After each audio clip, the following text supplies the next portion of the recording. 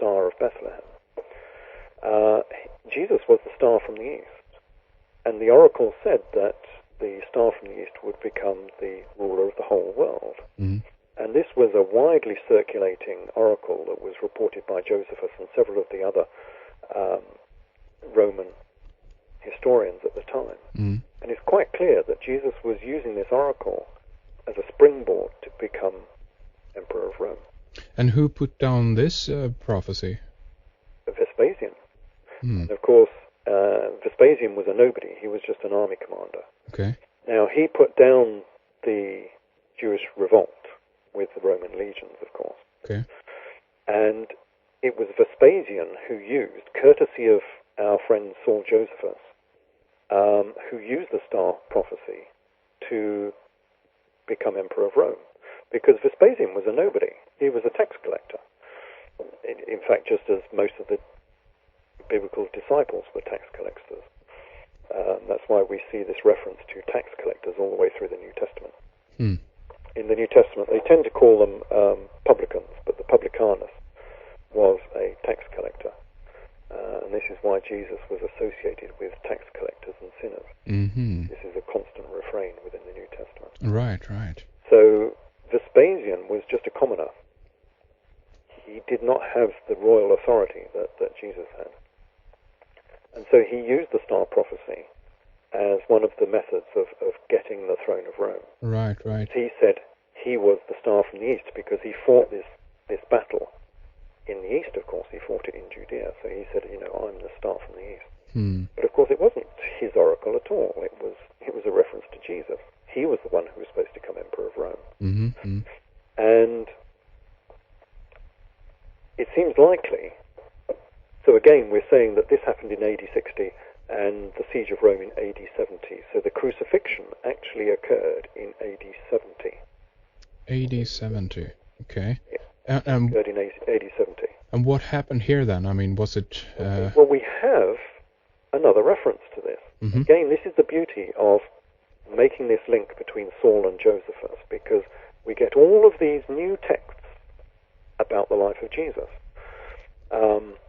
Because, Saul was some sort of commander who was opposing the Christians or the proto-Christians. Okay. And rounding them up and putting them in prison. Now, it doesn't ever say in the New Testament under what authority Saul was able to do this. Hmm. But as Josephus, of course, he was in a position to do exactly this because Josephus was the army commander in control of Galilee. Right. And so, of course, he could round them up and put them into prison because he was the army commander in charge. Mm-hmm.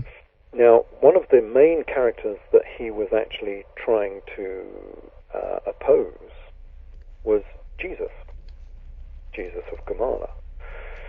And the question is, who was this Jesus of Gamala? Well, he just has to be the biblical Jesus, Mm-hmm. because Jesus of Gamala was the army commander in command of 600 rebel fishermen. Now, who was the commander of rebel fishermen in this era? Now, come on. Yeah. There is only one such person, and that was Jesus, because the symbol of Christianity, as we know, is the fish. Right. And he was the fisher of men, and... The Fisher King, and yeah, sure. Yeah, that's right. He became the Fisher King. This is when we start coming on to the Arthurian legend. Mm. So all of this happened in the late AD 60s. This is when Saul Josephus was active as army commander. Mm. And it ended up with the siege of Jerusalem, the destruction of Jerusalem. And then Josephus, our Saul, then goes on to relate the aftermath of the destruction of Jerusalem.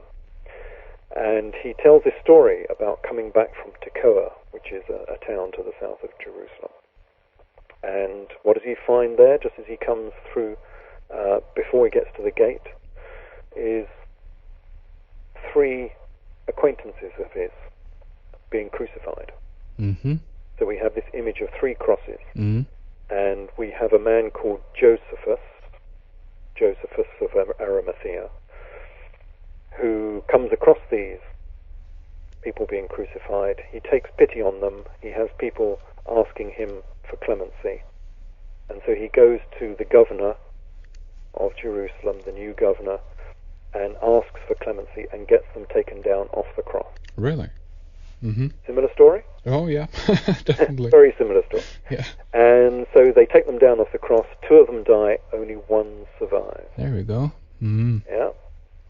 Similar story. Yeah, Now, but what you're saying here, though, is that this was not Jesus of Gamala hanging up there on the cross, you know. Yes, it was. It was, okay. Uh-huh. I'm pretty sure it was. It doesn't actually say it was Jesus of Gamala, but the people on the cross were 3, obviously, of the commanders who had been defending Jerusalem during the siege. Okay. And we know that the names of the primary commanders were John of Gishala, Jesus of Gamala, and Johann ben Zakkai. So it had to be one of those 3, didn't it? Okay. Yeah. I'm basically assuming that the one that survived was Jesus of Gamala, and he was the guy who survived. And now, this is the biblical story. This is the biblical story of the crucifixion, but it, right. of course, happened in AD 70 after the fall of Jerusalem. And this story that you're talking about here, this is mainly then from Josephus or Saul, right? Yeah, this is from Saul, equating Saul with Josephus. So we're marrying the 2 texts together. Mm-hmm. And when you do so, you find that the biblical texts are the same as Saul's text.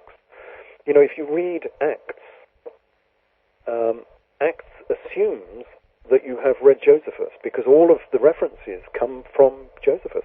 If you read the rest of the synoptic Gospels, most of the parables that come out of there come out of Josephus.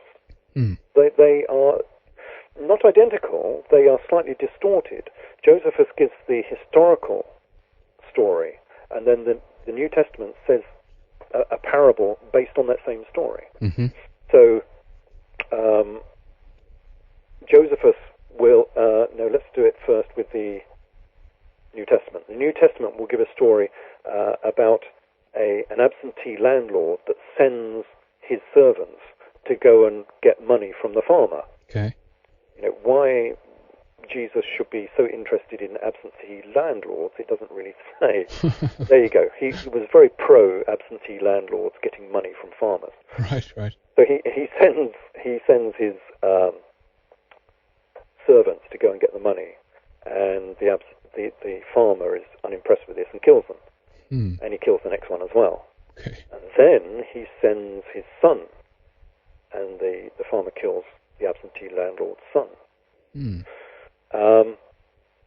And then we have a story about Jesus sending out the 70 disciples to go and spread the word. Now, if you read Josephus, he gives exactly the same story, but in historical context.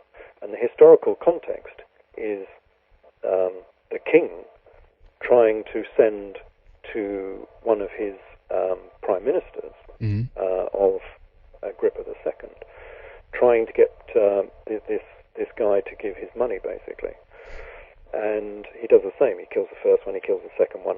And then on the third occasion, they send out 70 representatives to go and get the money from this chap. There we go. Huh. It's the same story, but the 70 being sent out are no longer disciples. They're, in fact, they are tax collectors. Tax collectors, yeah. It's all about it's all about the money. arrangements of taxes within Judea. I mean, it's a right. common problem, isn't it? Right. It's the same in our era. Things never change. But the main problem, the thing that was used to spark the revolt, because everybody needs a reason to start a war. You know, people don't go to war lightly. They want a good reason for doing so, and the good reason was taxes. Because when Theomusa Urania, the Queen of Persia, was exiled to Palmyra and Gamala, it was promised to her and her descendants that the lands that they would inherit would be tax-free.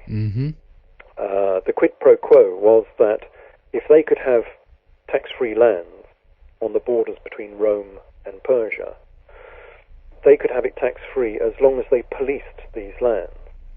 So they would be like a buffer state between the armies of Persia and Rome. Okay. Because there had been so many wars between the two. Mm-hmm.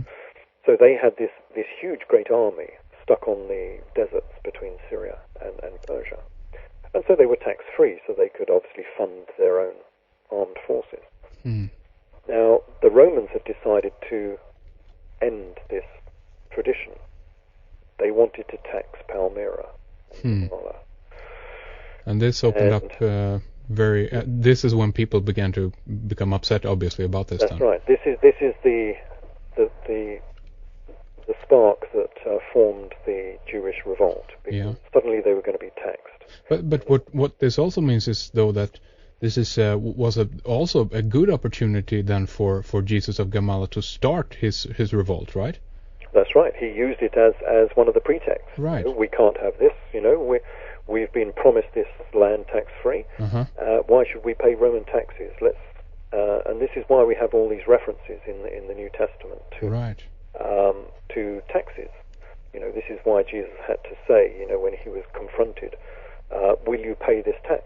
Mm. And he says, pay unto Caesar what is due to Caesar, and pay unto God what is due to God. Mm. This is what it was all about. It was all about taxes. This is why he was consorting with tax collectors and sinners. Mm. So it was a tax revolt, but it was more than a tax revolt, because they were using this tax revolt in order to put forward their claimant to the throne of Rome. Right. So he wanted, on the back of this, to go and become emperor of Rome. Mm. He failed, and they were crucified. However, we have this story where Josephus, the historian, finds these people on crosses and has them taken down. Of course, in the New Testament, the person who does exactly the same event was Josephus of Arimathea. Right. So here we have a story where they were actually taken down, and one of them survived, and this was Jesus. So what happened to him after he survived the crucifixion? Right. Well, that's the... strange as it is, we have this very strange account within the annals of Rome. Now, this is going back to Tacitus and Suetonius, of a strange meeting between Vespasian and an unknown Egyptian prince. Now, as we said before, Vespasian was only a commoner, and this was a very religious era. You didn't just jump onto a throne if you did not have an oracle. You had to have some reason why the gods thought that you should be able to take the throne of Rome. And Vespasian did not have that. But, all his accolades were hailing him as emperor of Rome. But he was very, very reticent. He refused to go to Rome for over a year after he'd been acclaimed emperor. Okay. Because he did not have an oracle. And the oracle he got was from some strange chap who came to him, who was probably called the Egyptian prince, who was lame, he couldn't stand, who had dislocated shoulders, and was blind in one eye. Jesus. And the followers of Vespasian got Vespasian to cure this man's blindness by using the same techniques as were used for Jesus when Jesus was doing his miracles. So it was a reverse miracle performed on this invalid, which now was the oracle that he could take to Rome and say, now I'm the emperor. Okay, yeah. So why would this event give him a good oracle that this was, the blessing of the gods? And it seems quite clear to me that this was a reverse miracle. Right. This person who was injured, could not stand, had dislocated shoulders, was obviously Jesus himself. Right. And this is what... He'd been brought before Vespasian, who was in Alexandria at the time, to give his blessing, as it were, upon Vespasian.